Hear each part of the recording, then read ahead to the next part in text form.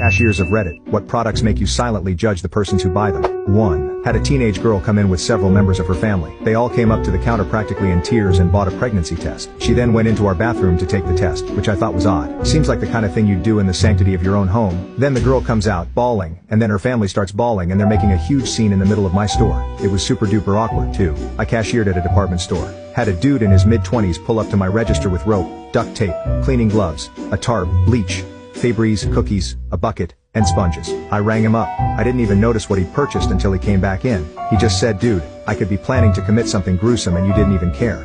What the heck? I just lost $20. Then, he went to return everything except the cookies. True story. He obviously made a bet with someone to see if I would say anything or find it suspicious. Sir, I make minimum wage. They do not pay me enough to care about what you are doing with that rope and tarp.